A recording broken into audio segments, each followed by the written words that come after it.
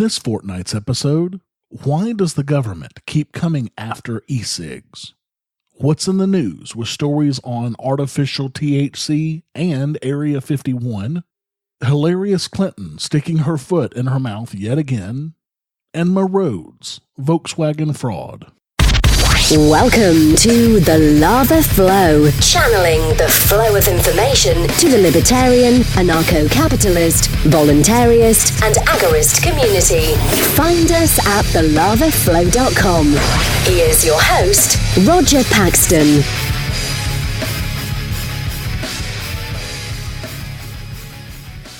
Thank you for joining me this week.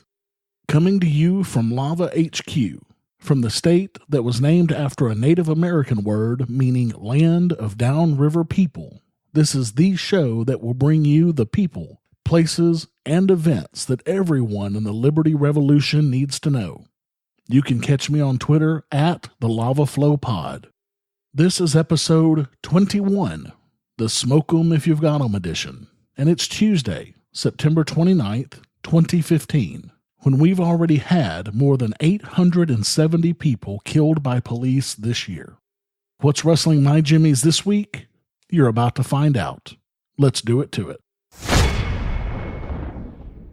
It seems like every few days there is yet another article showing the ignorance of legislators and rulemakers. But there is not a single topic that shows that ignorance more than the way they are treating electronic cigarettes or e-cigs.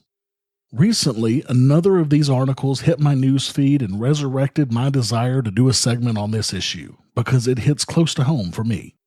To give some history on this, my wife and I were both a pack-a-day smokers for years, my habit specifically going back to when I was 14 years old. A couple of years ago, my oldest son, after watching some YouTube videos on health, asked my wife and I why we smoked cigarettes if we knew that they could kill us. Of course, we had no logical answer to that question, because there is no logical answer. My wife and I vowed right then and there that we were going to quit smoking together. We tried several different options of e-cigs, including blue and others, without much success at all. We just didn't feel like we were getting the nicotine that our bodies craved in order to keep from killing each other. We gave up for a while and went back to analog cigarettes until a good friend of ours introduced us to advanced personal vaporizers, or mods, and the tons of available flavors and options in the vaping world. We traded the last pack of cigarettes that we had on us for a discount at the shop, and we haven't turned back. This was over a year ago, and we're still going strong. Not only are we healthier, but we have gone from spending more than $330 a month on cigarettes to less than $50 a month on juice and other accessories that we need to vape. While the initial investment is a bit pricey, you can get a decent device for about the price of a carton of cigarettes. It's the most effective and least expensive smoking cessation that I have ever used, and I have tried them all. Trust me, it is well worth it. Now that I've given you some history, let's talk about how the government, as usual, is trying to fuck up a good thing. The most recent article I saw last week was that the National Park Service has decided to ban electronic cigarettes in any park area where traditional smoking is already prohibited. They said this measure was taken as a, quote, step to safeguard people's health. Is there any single thing that shows how ignorant the government can be than to say they will refuse to allow people to use an incredibly safe alternative to a very dangerous product in order to safeguard people's health? This is just insanity. To be clear, property owners should absolutely have the right to discriminate against vapers and smokers by telling them not to smoke or vape on their property. I am not saying otherwise. What I'm saying is that there is a level of ignorance here that is causing fear, uncertainty, and doubt when it comes to vaping and causing silly regulations.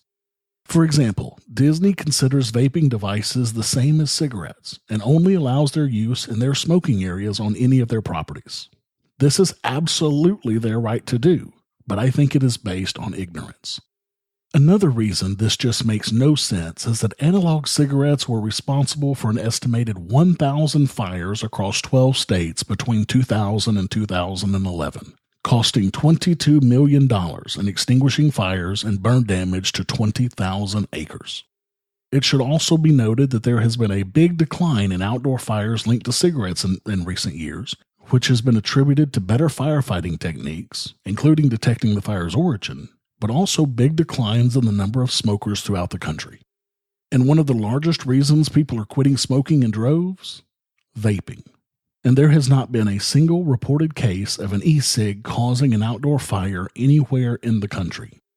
And it's not just the National Park Service. New laws targeting e-cigs have been happening left and right all over the country.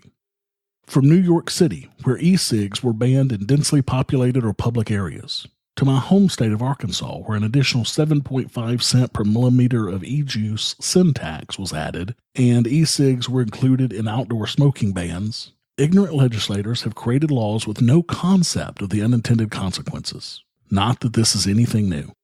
The legislators are using the excuse that e-cigs haven't been proven to be safe, so they must protect people.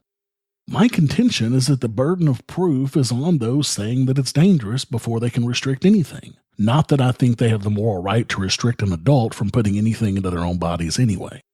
The problem is, from their perspective, they know that they won't win the battle based on health, because all of the major studies done on e-cigs show they are relatively safe, especially when compared to analog cigarettes.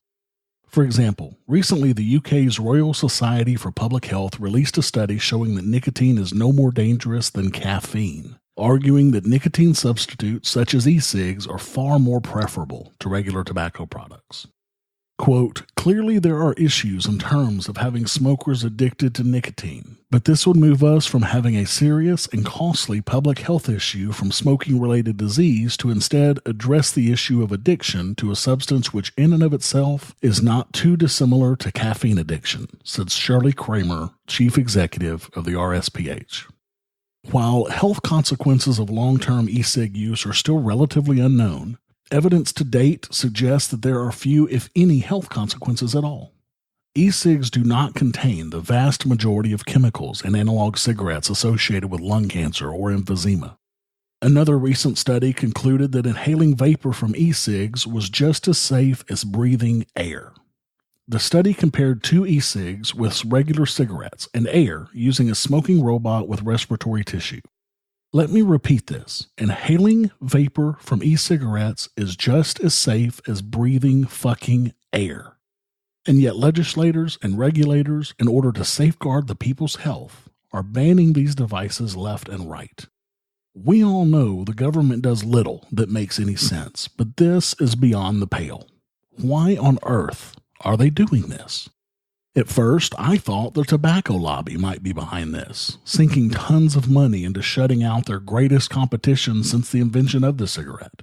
But after quite a bit of research, it seems the tobacco lobby is actually jumping headfirst into e-cigs themselves, so they're putting significant muscle into stopping regulations on e-cigs since they now have financial investment in the industry.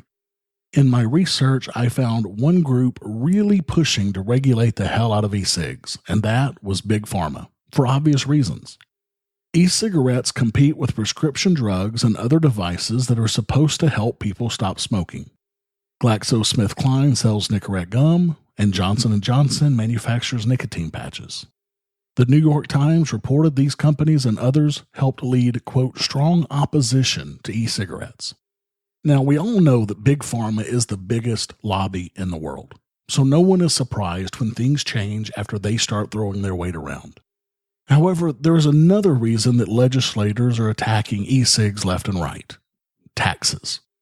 Many states, including Arkansas, are adding additional taxes on e-cig juice as if these products were tobacco products, which they are not. Many things have the chemical nicotine in them, not just tobacco. Tomatoes, potatoes, eggplant, and tea all have significant amounts of nicotine. I don't see legislators trying to add tax to these. It would literally make just as much sense as trying to add extra taxes to e-cig juice. Since people are dropping cigarettes in packs, see what I did there? It's putting tens of billions of dollars of state and federal taxes at risk. This is no small deal.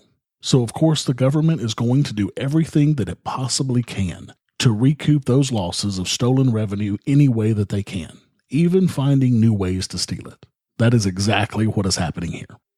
So what can we do? If you're a smoker, I recommend quitting right now. Go to a specialty shop that focuses on selling e-cigs and juices and ask them questions. In my experience, most of these shops are more than helpful in giving you all the information that you need, helping you learn what all the options are, and getting you into a reasonably priced alternative to smoking that can save your life. You'll save money and your health, and you will smell much better. If you're already an e-cig user, join state and federal e-cig groups to band together with like-minded individuals to put pressure on legislators trying to pass more onerous and expensive legislation in your areas. If you're not a smoker or an e-cig user, I still recommend helping out this cause. If they can tax this product based on health implications with no science to back that up, even though it is safe as air, then it is only a matter of time before they come for your caffeine, or your air for that matter. Any way that we can push back against government encroachment is an area that we as libertarians should always be supporting. Have you subscribed to the Lava Flow on iTunes or any mobile device yet? Then what's wrong with you? Go to thelavaflow.com/subscribe so you don't miss a minute of the show. And while you're subscribing, make sure to leave me a 5-star rating and review the show to help others find our podcast. thelavaflow.com/subscribe. What's in the news? The news you need to know from a libertarian perspective. In Science Bitches news, researchers have revealed that they've been able to genetically engineer yeast to produce both THC and CBD, two compounds found in cannabis. While synthetic THC has been available in pill form for some time, this new process could make the production of THC for some medical issues more efficient, as well as allowing scientists to tweak the compounds in question. The researchers have now teamed up with a bioengineering company, THC Farm, to scale up the process and industrialize it. But they're not alone in their ambition. In addition to Hyacinth Bio, there are many other companies trying to do the same and crack the mass production of THC.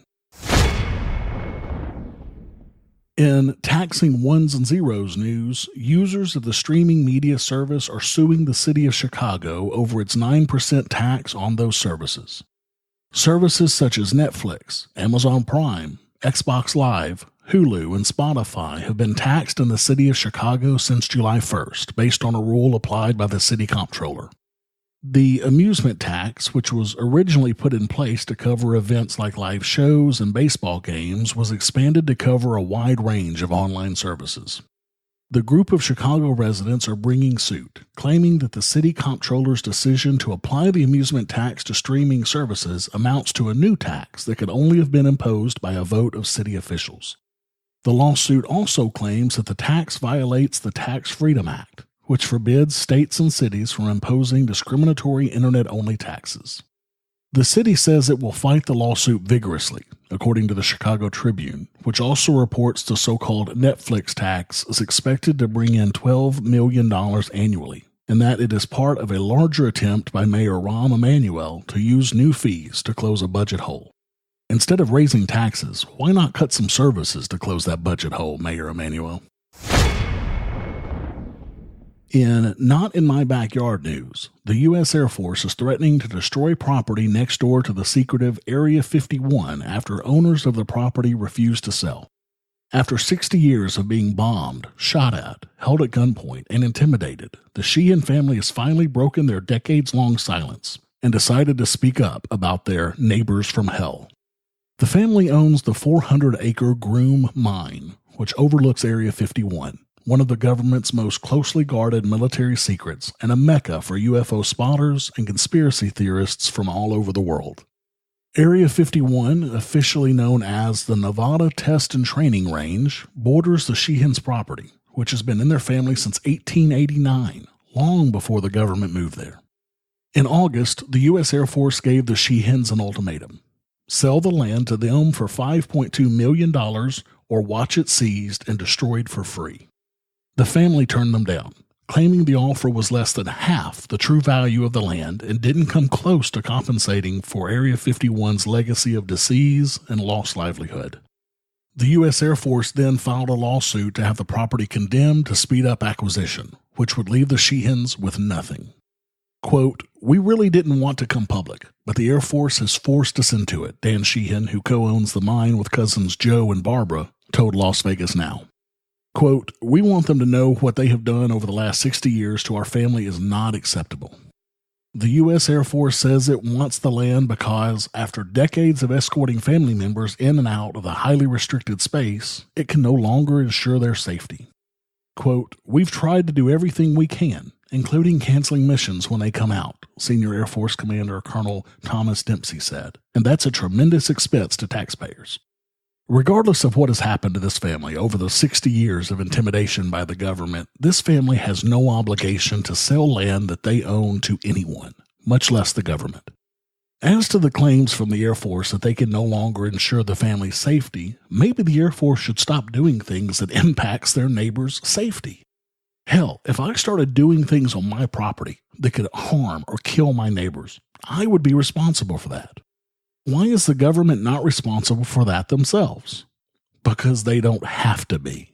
They have a monopoly on force, and they are not afraid to use it to lie, cheat, and steal. In alternative education news, Ernst & Young, one of the UK's biggest graduate recruiters, has announced it will be removing the degree classification from its entry-level criteria, saying there is no evidence success at university correlates with achievement in later life. Maggie Stilwell, Ernst & Young's managing partner for talent, said the company would use online assessments to judge the potential of applicants. Quote, "Academic qualifications will start to be taken into account and indeed remain an important consideration when assessing candidates as a whole, but will no longer act as a barrier to getting a foot in the door.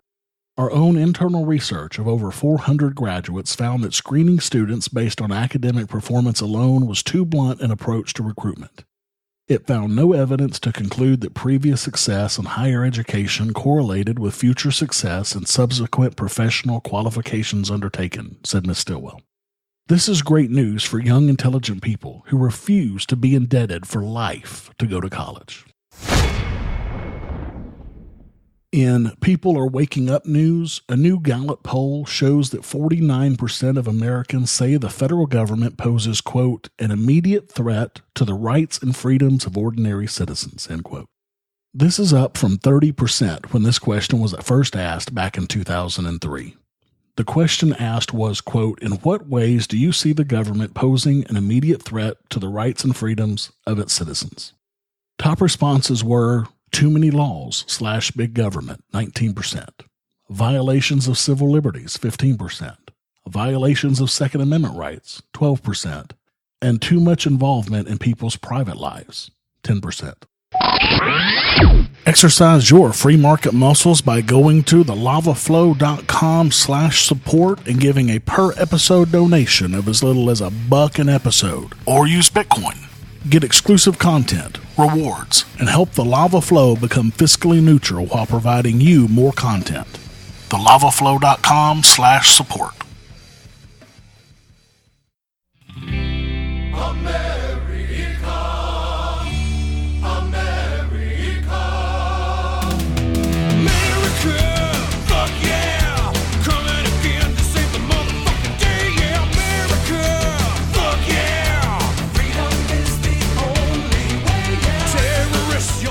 Statist's got a state. Hillarious Clinton is at it again, sticking her foot in her mouth. On Twitter a few days ago, she tweeted, quote, "Price gouging like this in the specialty drug market is outrageous. Tomorrow I'll lay out a plan to take it on." The next day, her plan was released. It said, quote, "Too many American families and seniors are being squeezed by rising drug costs. Drug companies should not be allowed to reap excessive profits or spend unreasonable amounts on marketing if they want to receive support that is designed to encourage life-saving and health-improving treatments." Now, as I'm sure you've all guessed by now, this is in response to the villain of the week. If you haven't heard of Martin Shkreli yet and Turing Pharmaceuticals this week, then you've been living under a rock. Turing is the company that took the price of the 62-year-old drug Duraprim, used primarily to treat toxoplasmosis in HIV patients, as well as malaria, and increased the price 5,000% overnight. If you listen to the news or Hillarious Clinton, you would think that this was caused by the free market run amok. This could not be further from the truth. And the truth can sometimes be found in unlikely places. Huffington Post, generally known for having a very liberal bent on the news, ran a story on this issue and laid the blame squarely at the feet of the government. How did that happen? Reading directly from the Huffington Post. By various means, old generic compounds have ended up as protected species, and several companies have made it their business to take advantage of these situations to the maximum extent possible. The FDA grants market exclusivity to companies that are willing to take grandfathered compounds into compliance with their current regulatory framework, and that's led to some ridiculous situations with other drugs. In any functioning market, someone else would jump in and offer this compound for less, but of course no one else can, because the FDA shackled the market by granting exclusivity.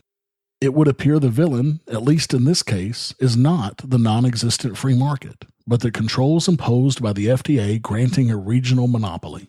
It is time to rethink the federal policies that made this possible, something that couldn't have actually happened in a depoliticized market. The regulatory framework for bringing old drugs into modern compliance has had unintended consequences, and it's time to rethink it. The irony of all of this is that the people most outraged are so woefully uninformed as to how this happened that they call for federal regulations creating further profit opportunities for the parasites who use regulations to line their own pockets. Now, on this show, I talk about unintended consequences quite often, and this is just another example of that. The next time you hear someone say, "There ought to be a law," be sure to tell them to think about those unintended consequences. You might just change some minds. But besides completely stifling innovation and the discovery of new life-saving drugs, what else would Hillarious Clinton's proposed plan do?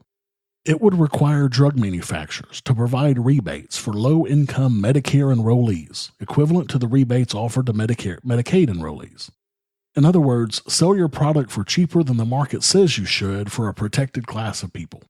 It would also demand that pharmaceutical companies which benefit from government federal support invest a certain amount of money into research. Next, Clinton's plan would require health insurers to cap covered, out-of-pocket drug expenses at $250 a month. Additionally, Clinton proposes cracking down on direct-to-consumer advertising. Ads for prescription drugs, quote, can include confusing, misleading, or incomplete information or exaggerated claims if not regulated effectively, her memo notes. She would eliminate corporate write-offs for direct-to-consumer advertising and establish required FDA pre-clearance for such ads. Can you imagine the cost impact that this will have on an already over-regulated industry? This will not make costs lower. It will have the unintended opposite effect. I am by no means saying that Big Pharma is a good guy in any of this, or that Turing Pharmaceuticals is doing the right thing. What they are doing, though, is only possible because of government interference and regulations into the market of drugs. Keeping the government out of this market would greatly reduce the cost of bringing drugs to market, and significantly reduce the cost of those drugs to consumers. We need less government in drugs, not more, to truly see change in this area. Throwing more government at this problem will only continue the increase of costs passed on to the consumer and give people like Martin Shkreli more laws to use to his advantage to bilk customers for millions. Hey, Doc, we better back up. We don't have enough road to get up to 88. Roads? Well, we're going, we don't need roads. And here we go again, talking about unintended consequences of government regulation. The Federal Environmental Protection Agency is responsible for many things, including making sure that our vehicles meet very restrictive and onerous emission standards. However, they are only able to test between 10 and 15% of new cars annually, so they rely on self-certification by auto manufacturers. Volkswagen took advantage of this by cheating, big time. They designed their proprietary software that managed emissions to turn on the pollution control equipment only during inspections without human intervention. The software could silently deduce that an inspection was taking place based on the position of the steering wheel, cars hooked up to emissions meters don't make turns, the speed of the vehicle, how long the engine had been running, and barometric pressure. The driver and the inspector were none the wiser. When the test was done and the car was on the road, the pollution controls shut off automatically, apparently giving the car more pep, better fuel mileage, or both, but letting it spew up to 40 times the legal limit of nitrogen oxide. This was not caught by the EPA, of course, since they only test a small fraction of the cars, and they only test them once. This was caught by engineers at the West Virginia University who were hired by the International Council on Clean Transportation, an independent, non-profit, non-governmental clean air advocacy group that hoped to use Volkswagens to show European regulators how efficiently diesel cars could meet the strict emissions limits set by the United States. This issue was found months ago, but Volkswagen finally recently was forced to come clean, pun intended, and admit to the deceit, revealing that 11 million of its diesel cars are affected, 20 times the number previously disclosed. This is going to end up costing VW somewhere between $6 to $18 billion, depending on how much they're fined. This will have huge ripple effects in the German economy, where the auto industry accounts for about 20% of German exports, due to the extensive damage this will likely cause to Germany's global reputation for quality car manufacturing. By making such stringent and onerous regulations in this area, the government created an incentive for companies to cheat on this in the first place. By only testing a small fraction of vehicles and only testing before they were sold, it created the environment that allowed the company to find a way to cheat. Had the government not been involved in this, a private group such as Consumer Reports or UL would have taken a role in this, providing much more stringent tests in order to achieve a positive rating by that group. Since emission standards are tested by the government, it's extremely rare for anyone to go behind them and check. Had this advocacy group not wanted to show how easy it was for diesel engines to meet the limits set in the U.S. so that these same onerous laws could be put in place in Europe, then we would never have known about this issue that had been going on since 2009. This is what happens when you leave something to be done by the government and actually expect it to be done properly. We see this over and over. Government steps in and says, "We've got this, don't worry about it," and fails miserably. Had the government never stuck their noses in this to begin with, it is nearly certain that, if the market demanded such stringent emission standards, these market demands would have been met, and they would have been regulated even better by non-governmental organizations that have a reputation at stake to make sure that they aren't putting their seal on goods that don't meet their requirements. As it stands, the government just has to say, "Oops, my bad," and move on. No damaged reputation. No incentive to make sure that this doesn't happen again. Had UL put their emission standard seal of approval on these cars and not followed up, their reputation would be in the tank right now, and they would have a hard time coming back from this. They could also be held liable in some situations. However, here the government holds no liability at all in this situation. They make the rules, verify them, and enforce them, yet hold no responsibility. As a matter of fact, they're going to come out ahead because they're going to fine Volkswagen billions of dollars. Must be nice to be in the government. Thank you for listening to the show this week. As always, I need to thank the woman who knows every intimate detail of my life, Jessica, for her help with the show, and Sheltered Life for allowing me to use their music. For the show notes to this episode, where I put links and other information that's been on this show, go to thelavaflow.com/21. I have a new iTunes review this week from Holland JJ. The news as it should be.